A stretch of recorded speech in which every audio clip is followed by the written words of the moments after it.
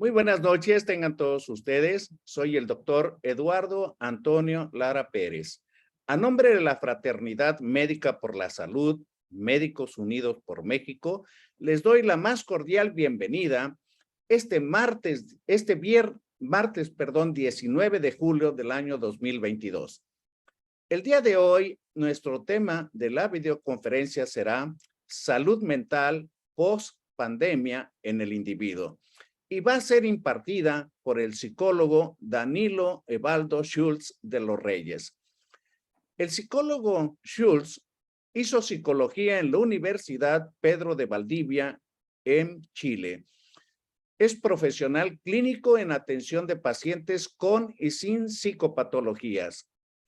También hace reparación a víctimas de violencia intrafamiliar, es perito privado para causas judiciales, experto en déficit de atención e hiperactividad y en la identificación de perfiles de personalidad. Adherido al modelo cognitivo-conductual, al pararracionalismo cognitivo y la neuropsicología. Es ex docente de diplomados y cursos de capacitación a profesionales y trabajadores de la salud pública y del sector privado. Es escritor profesional de obras relacionadas con la psicología, colaboración de organización no gubernamental chilena y mexicanas dedicadas a la educación y salud mental de personas con necesidades especiales. Es para mí un gusto y satisfacción ceder la palabra a nuestro invitado de hoy, el psicólogo Danilo Schultz. Adelante, Danilo. Hola, hola. Bueno, primero que todo, estuve pensando cómo abordar este tema de una forma que nos pudiese servir a todos, más allá que solamente información. Y estuve leyendo para esto el resumen científico de salud mental entregado por la Organización Mundial de la Salud en marzo de este año. Por lo tanto, en teoría se supone que lo más actualizado que tenemos. Bueno, lo que podamos, como para comenzar a lo que les voy a explicar, en un ratito más, está en que hubo un aumento significativo de los problemas mentales a nivel mundial, sobre todo de la ansiedad y de la depresión. Y bueno, aquellas personas que ya tenían un trastorno previamente diagnosticado tenían mayor probabilidad de contagiarse el virus. Esto por las mismas características de los propios trastornos, que impide un autocuidado suficientemente efectivo. Em, la tasa de suicidios, uno podría pensar que aumentó, pero no, se mantuvo la tasa de mortalidad debido a suicidios. Sin embargo, la cantidad de comportamientos suicidas aumentó. Por ejemplo, la persona que se cortaba, la persona que se exponía a algún tóxico o que consumía una gran cantidad de medicamentos buscando la muerte. Todo eso aumentó sobre todo en personas jóvenes. Bueno, y este informe también termina con que la atención a salud mental no dio suficiente abasto para todos los pacientes, aunque se haya implementado la modalidad online. Dentro de los trastornos con más aumento está el trastorno de ansiedad y de los trastornos del estado de ánimo. Dentro de ellos está la depresión. Pero también el abuso de sustancias, la droga en general, insomnio, trastornos psicóticos, demencia y otros. Pero en las personas que sufrieron COVID, el trastorno ansioso severo ocurrió en más de la mitad de los casos, en el 57% de ellos. También las personas que sufrieron COVID tuvieron un 40% más de aparición de depresión mayor y de problemas cognitivos alrededor de un 65%. Por lo tanto, las consecuencias también impactan en la salud mental, aunque la persona se haya recuperado del COVID. Entonces, tenemos que una gigantesca parte de la población mundial está con uno o con más trastornos mentales. Además, estamos con crisis económica mundial. Eso lo sabemos no solamente por la guerra que está entre Rusia y Ucrania. Y como toda crisis, sobre todo la económica, también genera trastornos mentales por la falta de capacidad de predecir lo que nos viene. Dentro de los cuadros que se generan, tenemos también más cuadros ansioso-depresivos de los que ya vienen debido a la pandemia, cuadros de agresividad, si observamos las sociedades, en casi todos los países aumentó la tasa de violencia, de crímenes, de delitos, el mismo trato, la misma violencia intrafamiliar. A esto le tenemos que sumar también que a toda población que está en algún grado de estrés postraumático provocado por la pandemia, el miedo a morir y la frustración de ver que tantos millones de seres humanos son incapaces de seguir las reglas básicas de autocuidado y de cuidar al prójimo para que no se contagien. Y además a esto, para terminar, terminar esta ecuación, hay que considerar que la mayoría de las sociedades aumentó, bueno, lo que iba a decir, estoy leyendo con una ayuda de memoria, que aumentó la violencia social, que también impacta en la percepción de la población porque comienza la sensación generalizada de que viene una catástrofe. ¿Qué realidad tenemos entonces? Bueno, tenemos dos opciones. Primero, dejamos a toda la gente con problemas que se la arreglen entre ellos y nosotros nos vamos a otro planeta a vivir, o somos agentes del cambio. Y esto es lo que me gustaría incentivar en ustedes. Un agente de cambio es una persona que con sus comportamientos estimula a que otros inicien nuevos comportamientos dirigidos hacia una meta, que en este caso sería al menos el de volver a estabilizar la sociedad.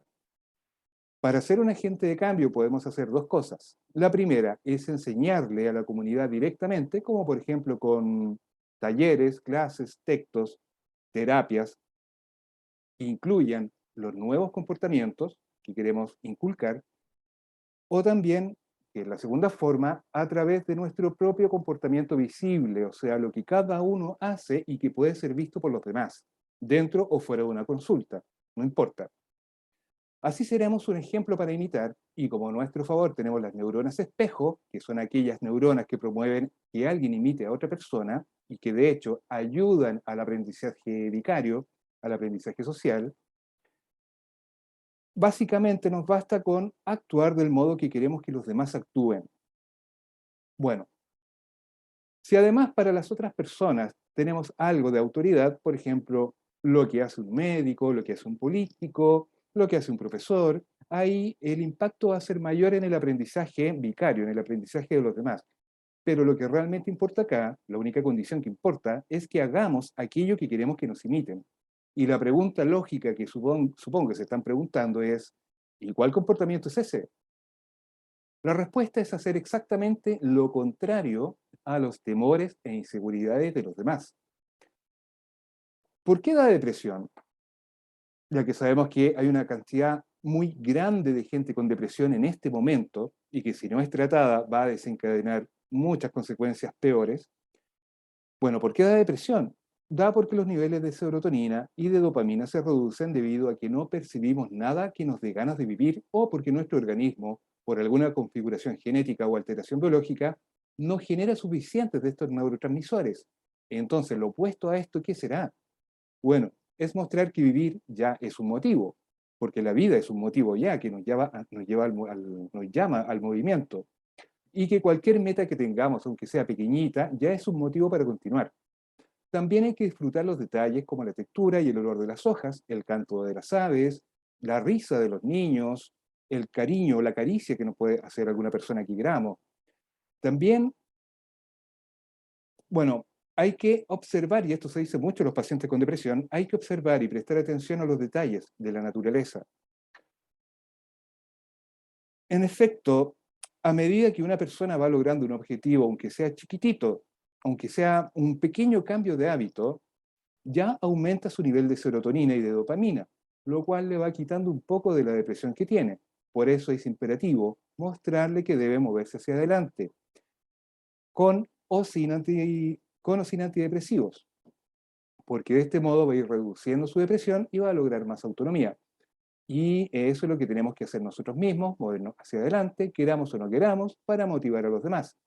De hecho, al hacerlo, nosotros mismos vamos a ir reduciendo nuestra propia depresión, si es que tenemos, y vamos a ir generando más satisfacción de la vida. ¿Por qué da ansiedad? Que también es la segunda, o sea, forma parte de los dos trastornos más comunes en este momento.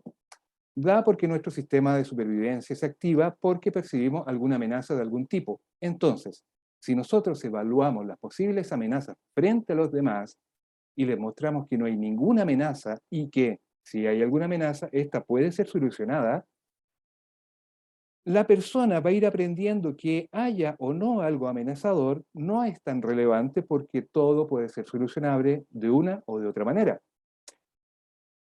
Esto le va a generar a la persona mucha tranquilidad, porque la información genera tranquilidad. Y nuestro comportamiento de evaluar las posibles amenazas y de ir discerniendo cuáles son las potenciales soluciones, también a nosotros nos va a ir dando más relajo, más tranquilidad, y a su vez, entre comillas, traspasamos a las personas. Ahora, ¿por qué dan trastornos de personalidad e incluso psicoticismo, que también son de los trastornos más comunes luego de la ansiedad y la depresión en este momento en el planeta? De manera general, una persona aprende desadaptativamente y casi sin darse cuenta durante la infancia o, en este caso con la pandemia, durante una crisis, que solo uno de todas sus características, de todos sus rasgos de personalidad es el que le sirve, dejando de lado todos los demás. Entonces, vive según ese rasgo que lo domina. Si tú te imaginas un muro con ladrillos, cada ladrillo es un rasgo de la personalidad. Pero cuando tienes un trastorno de personalidad, solamente te fijas y concentras y vives en torno a un solo ladrillo.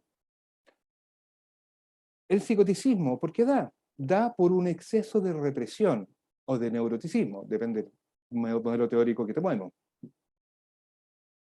Lo que se reprime son tanto los estados afectivos como los pensamientos, que termina generando un desequilibrio en el funcionamiento neurológico y alterando la forma como se percibe la realidad.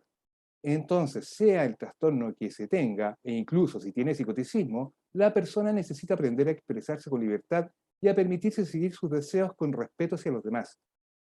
Se supone que esto se consigue con psicoterapia. En efecto, si queremos que la persona se recupere al 100%, psicoterapia. Sin embargo, si nosotros nos vamos comportando de un modo abierto, honesto y sincero, además de mostrar que no tenemos temor a la opinión de los demás porque nosotros somos personas respetuosas de los demás, esta persona que tiene este trastorno va a comenzar a aprender un camino de recuperación, aunque sea superficial, que le va a permitir ganar más autonomía mental. Incluso si mencionamos que nosotros mismos vamos una o dos veces al psiquiatra o al psicólogo para ver cómo estamos, esta persona también va a empezar a considerar la posibilidad de ir para buscar la ayuda mayor, la ayuda que más le va a hacer caso, o sea, que más le va a servir. Bueno, y con esto, con esta actitud, si nosotros también, con o sin trastorno, comenzamos a expresarnos, empezamos a ir permitiéndonos buscar nuestros propios deseos, nuestro neuroticismo, porque todos somos neuróticos en mayor o menor medida, nosotros mismos vamos a ir reduciendo ese nivel de neuroticismo para poder tener una vida más tranquila, más en paz. Ahora, cada persona es un mundo, y si queremos ayudar a alguien específico, tenemos que identificar qué cosa es lo que le ocurre. ¿Qué le teme? O sea, ¿a qué le teme? ¿Qué necesita? Y bueno, como una pista, te puedo contar que cuando una persona nos cuenta su problema, por lo general en la primera frase, en la primera parte de la frase, nos revela qué le pasa. Por ejemplo, si llega una señora y te dice, mi marido me consume, quiero sentirme libre, ¿su problema cuál es? ¿El marido o que se quiere sentir libre? El problema acá está siendo el marido, que el marido no está respetando a los límites de la señora. Y si la misma señora te dice, quiero sentirme libre porque mi marido me consume, ¿el problema qué es? ¿El marido? No. El problema es que requiere libertad. Entonces, si nosotros prestamos atención a lo que nos dice la gente, a lo primero que nos dice la gente, y buscamos qué parte es la primera que nos comunica, ahí encontramos su problema. Y luego, como explica el problema, nosotros vamos a traducirlo como la forma, como el cuento, como la idea que esta persona se cuenta a sí misma. Entonces nosotros tenemos que distinguir entre esas dos partes de lo que nos dice una persona. Ahora, entiendo que puedo haber dicho mucha información muy rápido, así que por lo tanto no los quiero aburrir más, así que alguna pregunta. Eh, por el momento, no. Le pedí que escriban preguntas o comentarios en el chat. Si gusta al final, psicólogo. Creo que me fui muy rápido.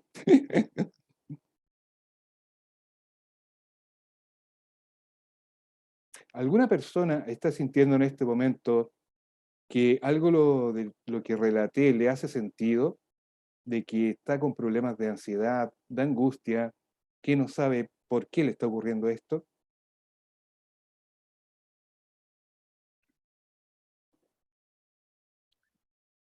Bueno, yo creo que es innegable que todo el mundo se ha expuesto a algo desconocido y como algo desconocido hay diferentes tipos de reacciones. Esas reacciones van a depender mucho cómo nos está afectando a veces emocionalmente nuestra dinámica personal, pero también en el trabajo, en la sociedad, en el hogar, en fin. Yo creo que estamos expuestos a mucho estrés, a algo que yo le llamo la pandemia de la información. Tenemos tanta información que causa mucha influencia dependiendo de la gente a la que va dirigida, ya sea la moda, los productos de consumo, las necesidades que se van adquiriendo por parte de las diferentes generaciones para obtener cosas y que con eso busquen satisfacción o un estatus emocional o social o económico.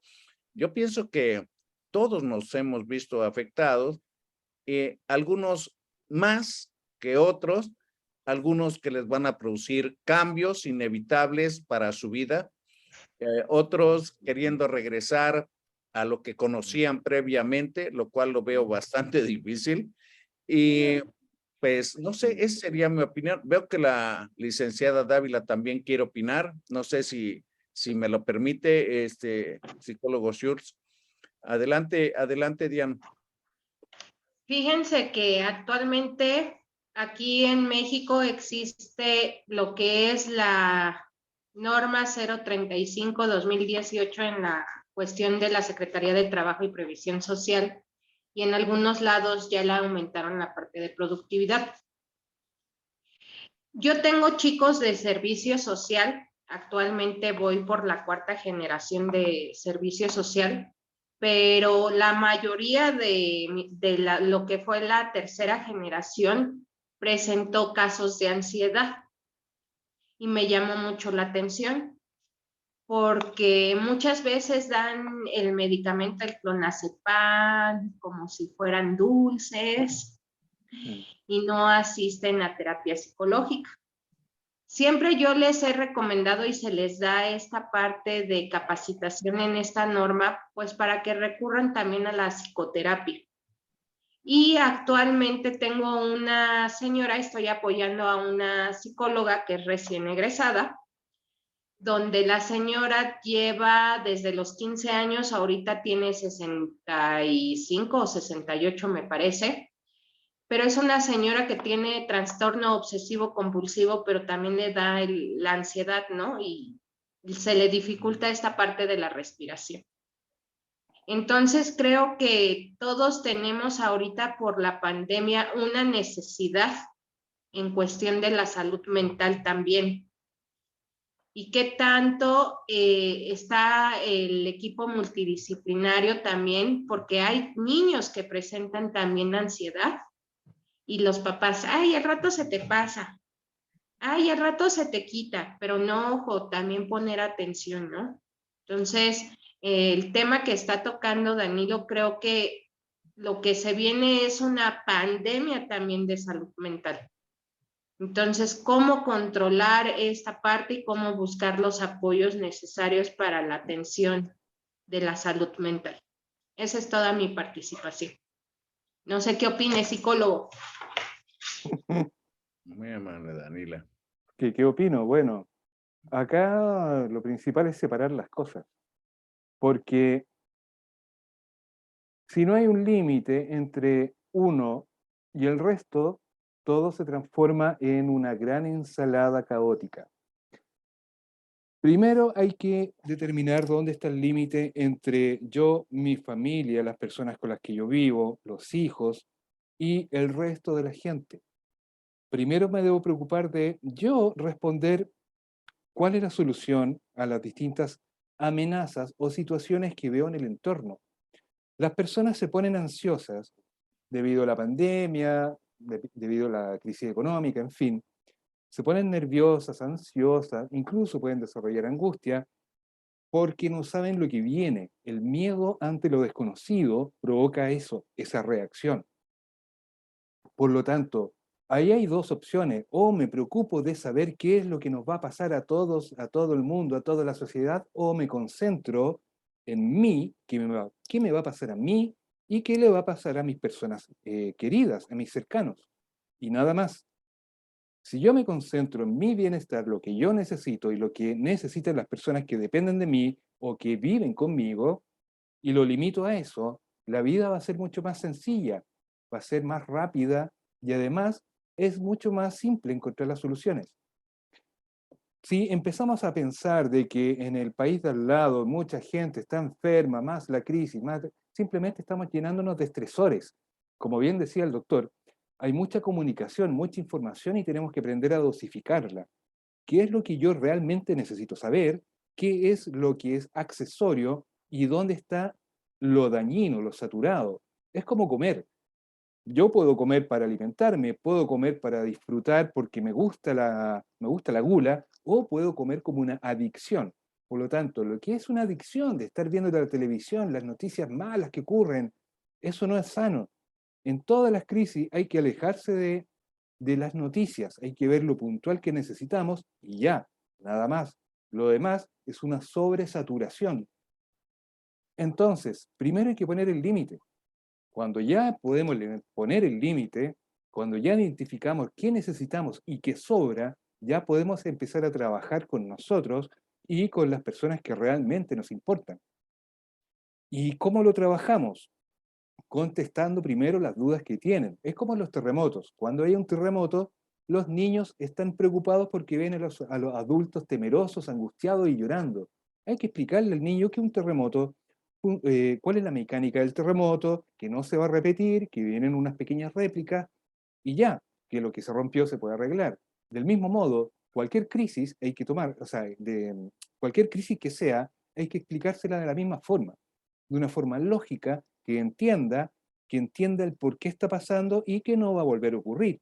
Cuáles son las soluciones que pueden ejercerse y, si quiere, cómo puede ayudar también a solucionar el problema.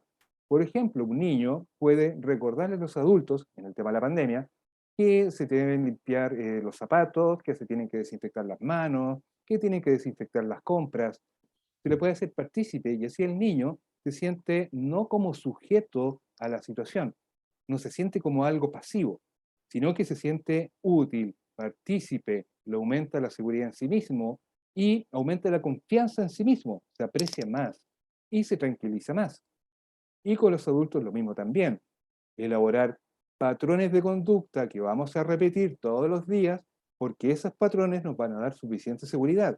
Por ejemplo, veo una hora de noticias y corto las noticias y pongo una película, una serie, lo que quiera, puedo leer un libro y me alejo de la sobresaturación.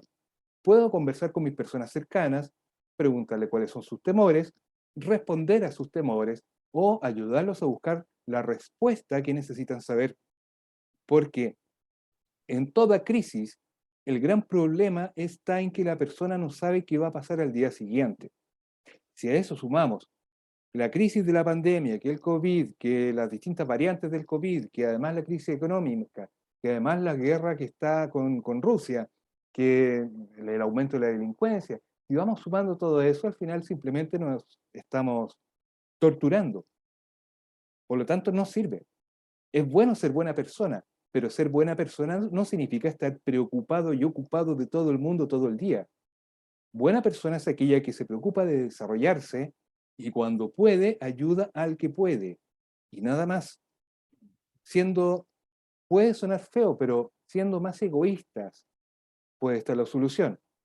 no es un egoísmo extremo, sino que es un egoísmo de supervivencia en el cual yo simplemente busco aquello que yo necesito y que necesitan mis personas queridas. No sé si habría respondido en parte tu pregunta.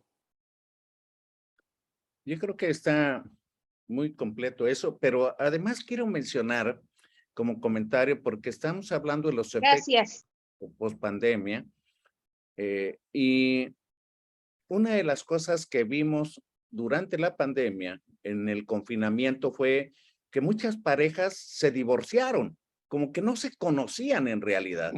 Ahora, al convivir más Mm, tiempo, pues fue motivo suficiente para una decepción, desamor, no sé, conflicto, que se divorciaron. También vimos que los niños dejaron de enfermarse de enfermedades que eran comunes antes de la pandemia, como las crisis asmáticas. Los niños dejaron de tener crisis. ¿Por qué? Bueno, pues ahora eran cuidados dentro del seno familiar por los padres y sacaban ventaja de eso. mm, Pero además vemos que al restablecerse, hubo disminución de administrar mejor el dinero y las pertenencias, porque no se podía trabajar y se volvía un conflicto la movilidad y casi todo. Pero al irse reinstalando lo que conocíamos, se empiezan a enfrentar nuevamente a temores, a crisis económicas, sociales, emocionales que afectan la dinámica de la familia, pero estamos respondiendo de manera diferente. Por ejemplo, se reinstala un semáforo en México acerca de la movilidad y todo, pero el metro sigue funcionando con cientos de miles de personas todos los mm. días ahí. Ahora en esta quinta ola en México tenemos cifras de más de 30,000 contagios en 24 horas, lo cual es una barbaridad.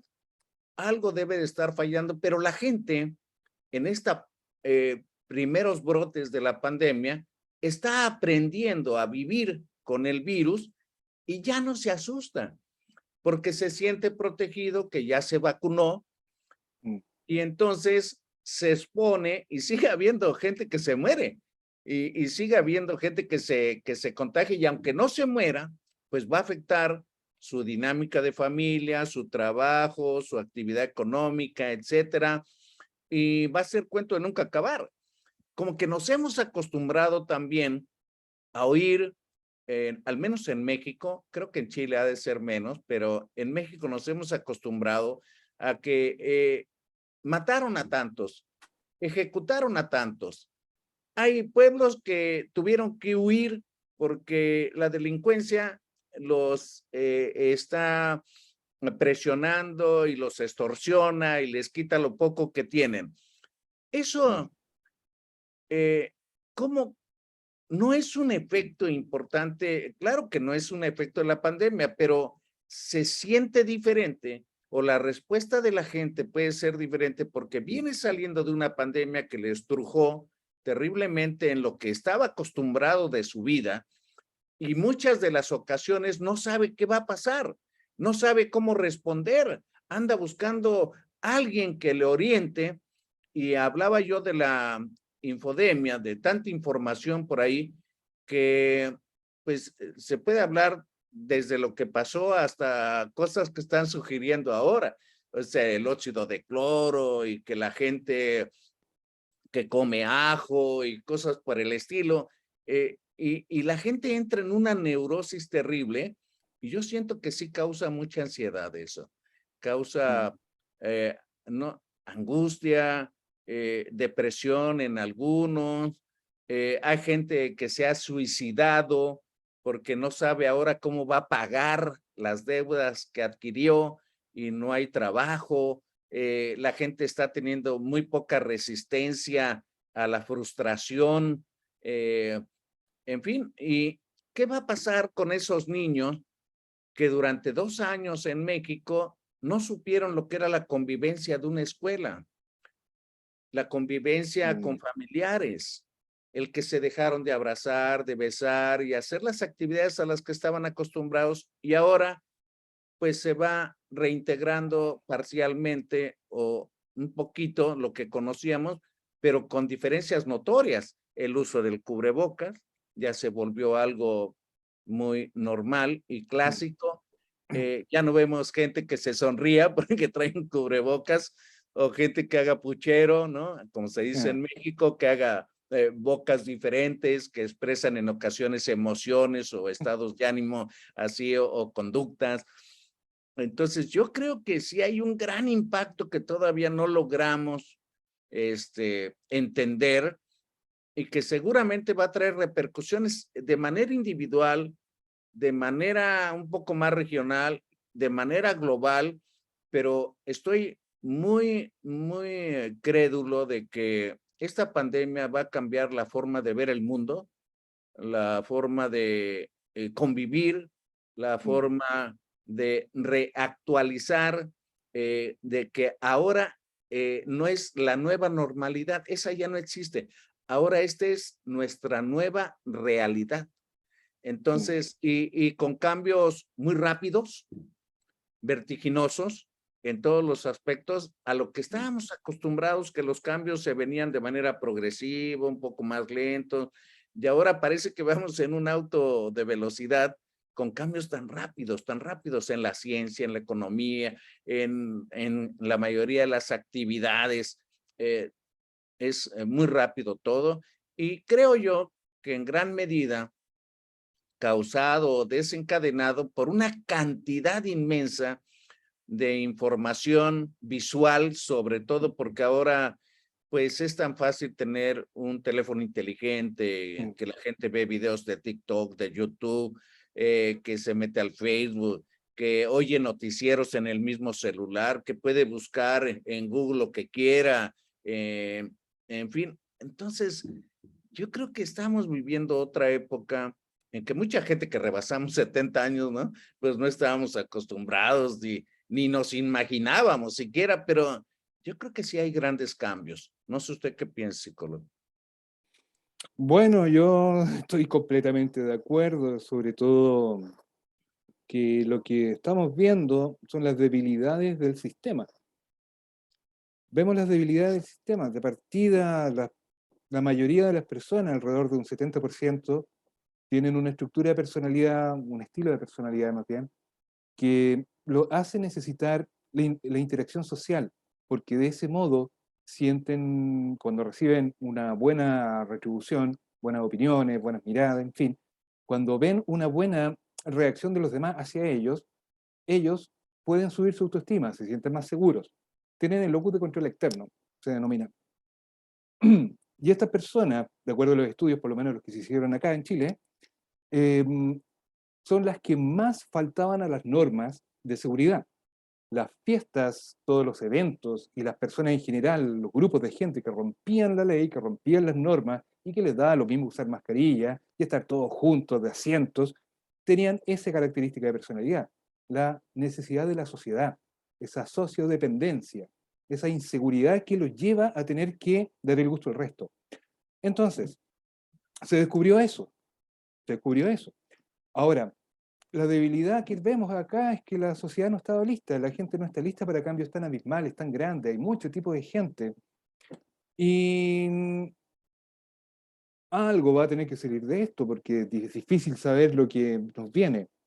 Pero de que tenemos problemas mentales, lo tenemos la gran mayoría de las poblaciones, debido a todo lo que está ocurriendo y que no se va a detener quizá cuántos años más.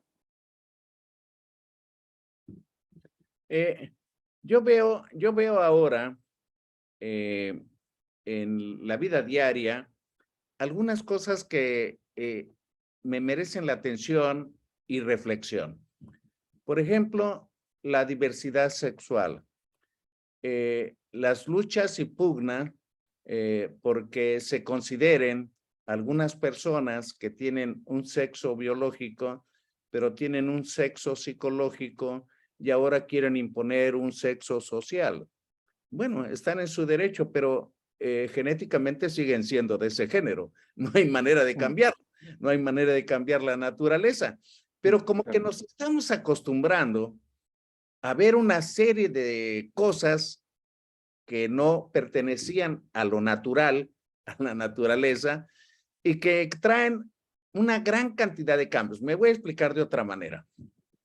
hace 50 o 60 años, la mayoría de los chicos en ese entonces no sabían de marcas de tenis, ni de ropa, ni aspiraban a nada de eso. Sus aspiraciones eran diferentes.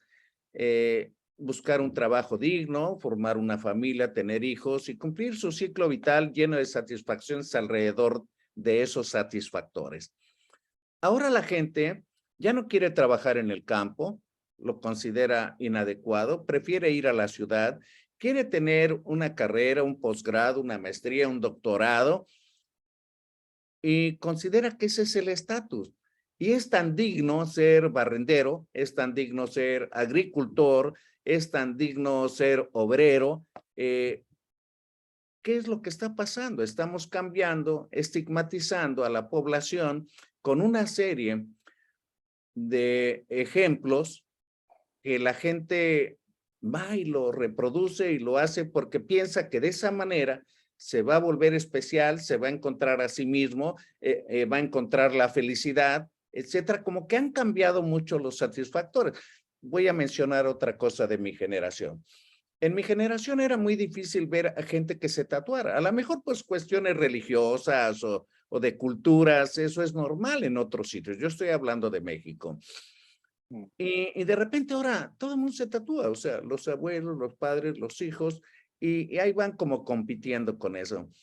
Y uno dice, bueno, pues sí, es una moda. Y cuando yo he tenido oportunidad de preguntarle, le digo, oye, ¿y por qué te tatuas? No, es que aquí traigo el nombre de mi novia.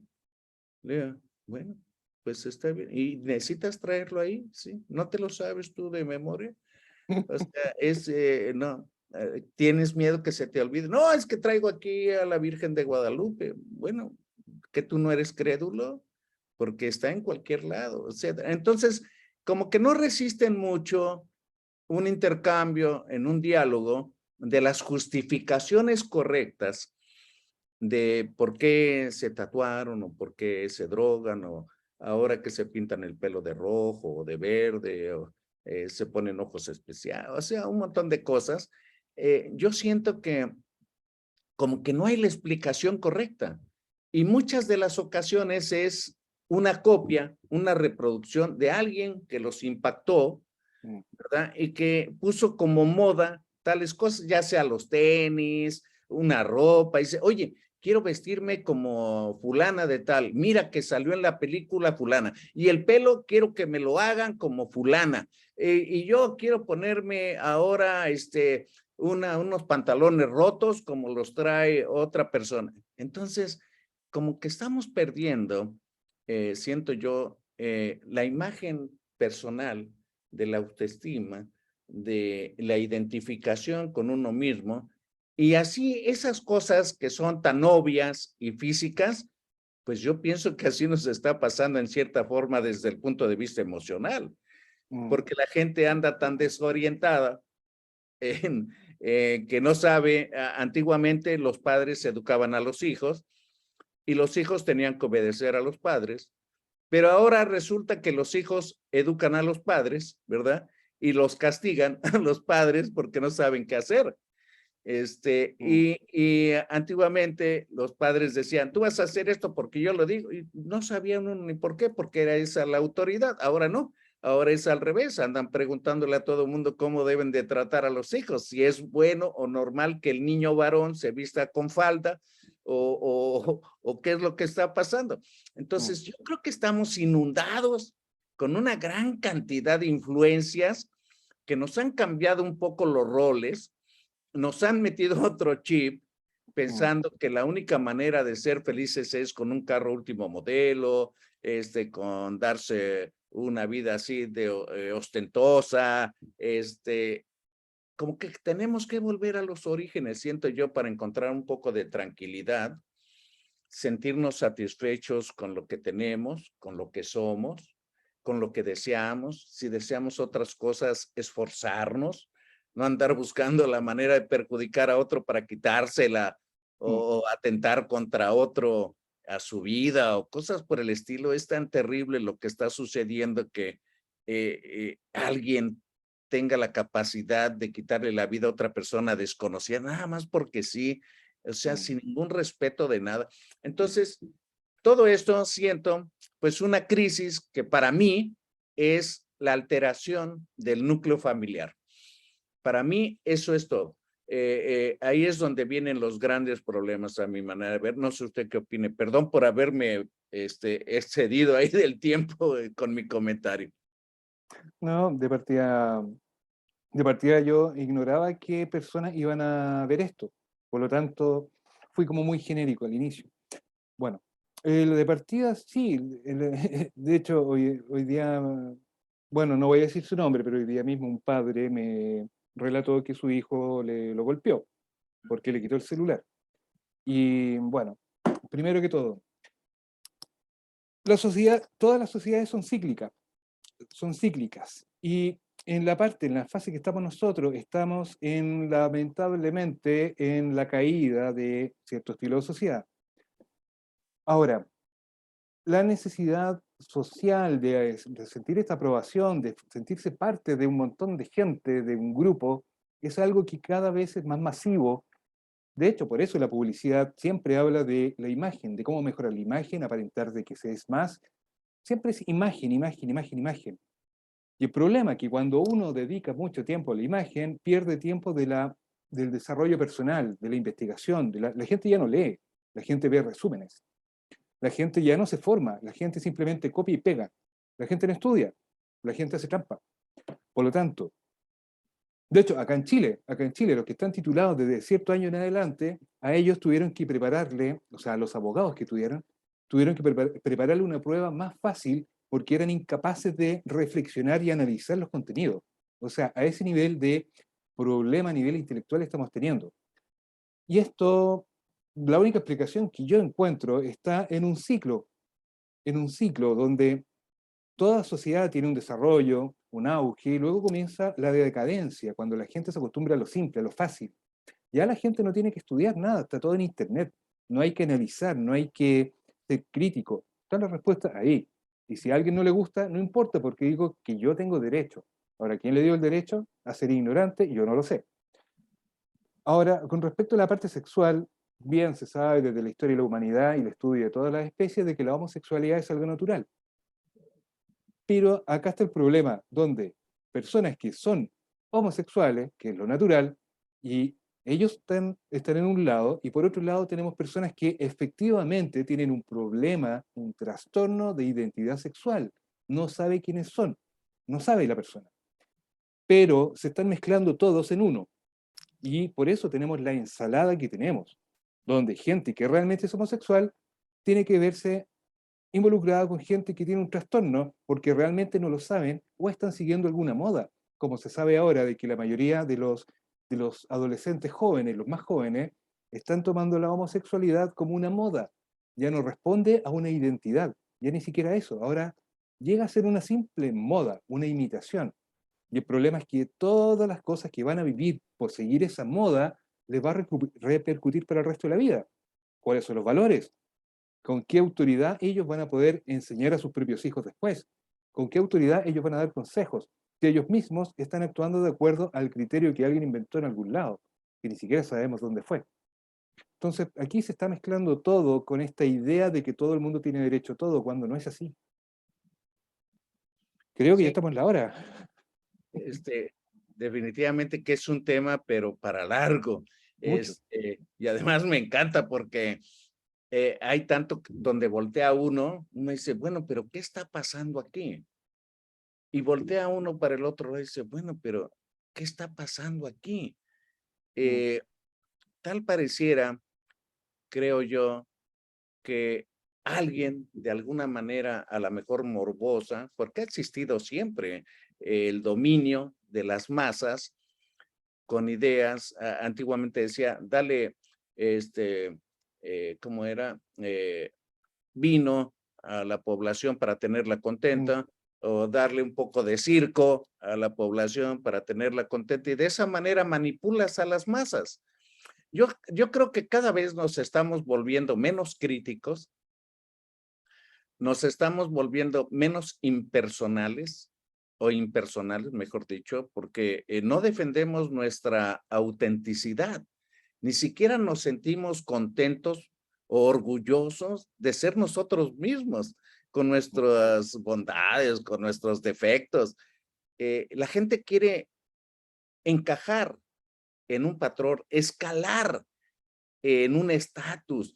Y creo que eso trae trastornos muy serios que se van a ver reflejados en las diferentes edades. Y efectivamente lo de las, ¿cómo se llama? Las modas. Ahorita me recordé, a lo mejor usted me orienta mejor, en la Guerra Civil de Estados Unidos, la gente que todavía tenía esclavos, inventaron una enfermedad mental en los esclavos cuando se querían escapar. Entonces, decían, no, es que voy a decir negro, aunque a mí no me parece eso, pero pues como eran de raza negra, dice, este negro enfermó de una enfermedad mental porque se quería escapar y tuvimos que matarlo, ¿verdad? Entonces depende cómo se escriba ahí para siempre tener el poder y estar haciendo una serie de cosas en las que, pues con el control de la natalidad, con el control de los trabajos, con gente que toda su vida se conforma con estudiar algo, tener un trabajo, emborracharse los fines de semana, no encargarse de nada, y esa va a ser su vida donde todo su ciclo vital. Entonces, yo creo que en cierta forma, alguien o algo, así lo creo, nos está programando de tal manera a la población que tiene poca reflexión, que tiene pocos recursos de análisis para ir copiando patrones y cada vez hacerlos más sensibles, más sumisos, más irreflexivos, vamos, en términos rancheros, más ganado, ¿no? Y yo creo que eso es muy peligroso. ¿Cómo podríamos hacer los grandes cambios? Porque si estamos viendo cosas terribles y esta pandemia nos ha sacudido tan terriblemente, ¿cómo podríamos rescatar la idea del ser humano como el ser supremo de este planeta, pensante, que respetemos la naturaleza, que respetemos a nuestros semejantes, que vivamos en convivencia sana, en concordia? ¿Cómo se podrá hacer eso? Bueno, en psicología social me acuerdo que estudiamos bastante respecto a lo que pasa con las culturas, porque todas las culturas, en los análisis que se hacían en la literatura de las distintas culturas, vaya, no sé, los distintos países de la Edad Media, las culturas asiáticas, todas las culturas, de acuerdo a lo que se estudia en ellas, tienen un auge, y en ese auge muestran mucha capacidad de investigación, de desarrollo tecnológico, pero luego de cierto punto, cuando alcanzan cierto nivel de comodidad, comienzan a decaer. Y toda la literatura que ellos han escrito y todo lo que han dejado, todo el resto arqueológico y antropológico, revelan de que cada vez fueron menos intelectuales, menos sabios, todo más simple y más fácil hasta que colapsaron. Y cuando colapsaron fueron invadidos por otra cultura. Entonces yo veo que estamos en la bajada y que en algún momento tiene que haber alguna crisis social que va a permitir que nuevamente lleguemos, como bien dice, a los orígenes y nos replanteamos todo y comencemos nuevamente la subida. Porque esto es algo que está pasando en todo Occidente. Por lo tanto, no es algo específico de un país, sino que es de todos y masificado por el tema de Internet. Es global.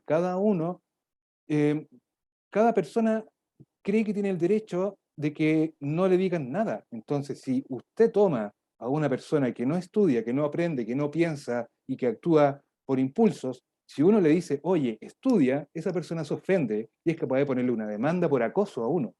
Entonces, a ese nivel estamos llegando, donde no se puede hacer absolutamente nada, excepto, como dicen, como he visto en algunos textos, observar cómo gran parte de las sociedades cae y observar sin poder hacer nada.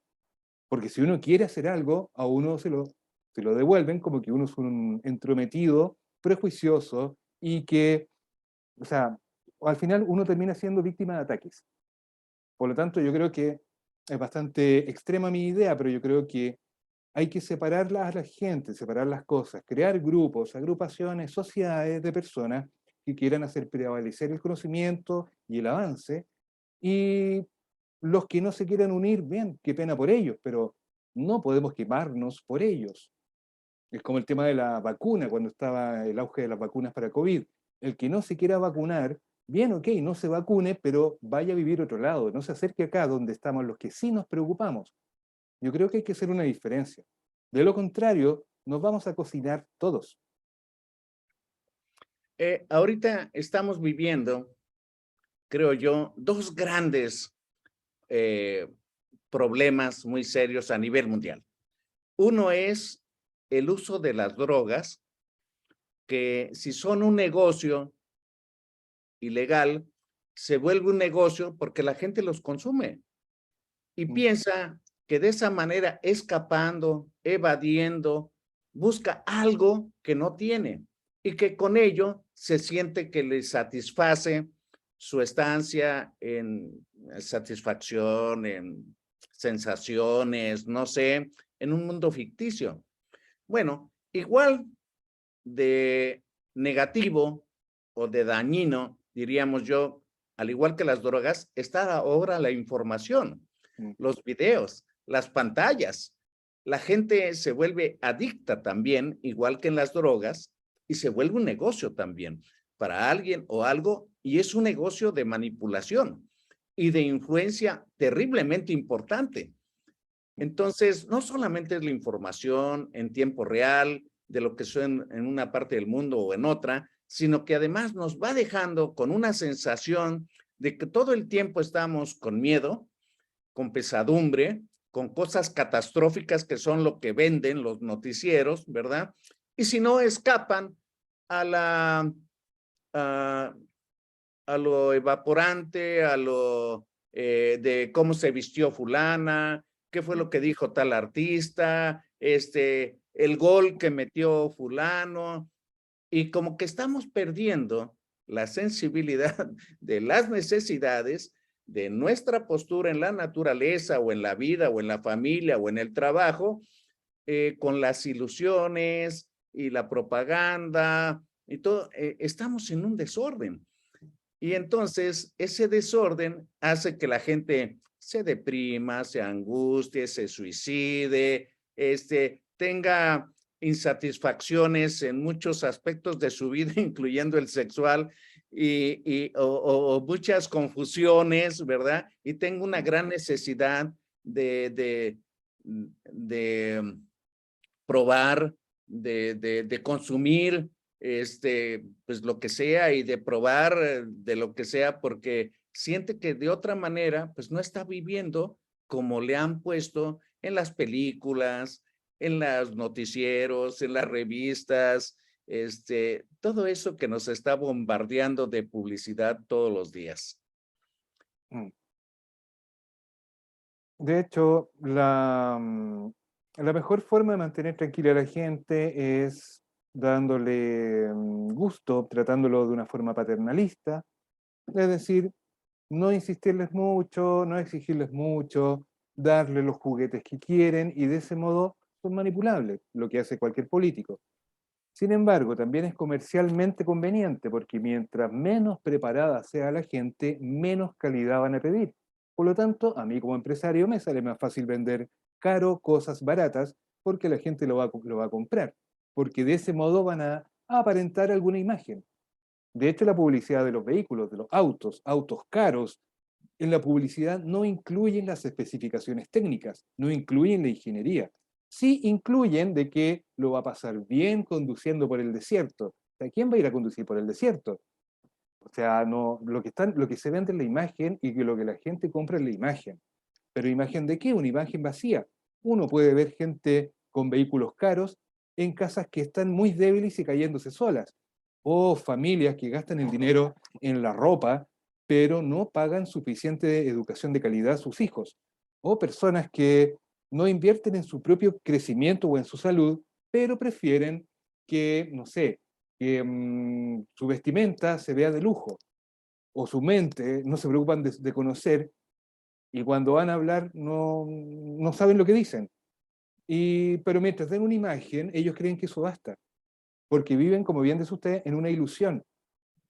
El problema está que en crisis como la que estamos viviendo, la ilusión choca con la realidad. Y ¡pum!, revienta la ilusión y la persona entra en crisis mental porque no sabe qué hacer. Apasionante tema, Mm. pero pues por desgracia hemos llegado al límite de tiempo destinado para esta plática. Yo quiero pedirle al psicólogo Danilo Schultz que nos haga favor de mandar un mensaje final a manera de epílogo. A ver, un mensaje final es preocuparse por aprender, desarrollarse y aceptarse. La aceptación permite que cambiemos y mejoremos. Muy bien, pues yo quiero también dar un mensaje final diciendo de que esta pandemia que nos ha sacudido, podríamos verle el lado bueno, no el lado malo nada más. Y el lado bueno o positivo que yo veo es que nos da la oportunidad de cambiarnos para ser mejores. Para eso necesitamos ir a nuestro interior, vernos a nosotros mismos, cómo nos gustaría ser, qué es lo que deseamos realmente en la vida y luchar por ello. La mejor opinión que podemos tener de nosotros es la de nosotros mismos. Pero no desperdicien el tiempo, porque esta vida es muy breve, es única y es fugaz. Entonces, no vale la pena estar perdiendo el tiempo en cosas negativas si podemos hacer cosas muy buenas para nosotros mismos y para los demás. A nombre de la Fraternidad Médica por la Salud, Médicos Unidos por México, quiero agradecer la excelente participación en esta videoconferencia del psicólogo Danilo Schultz.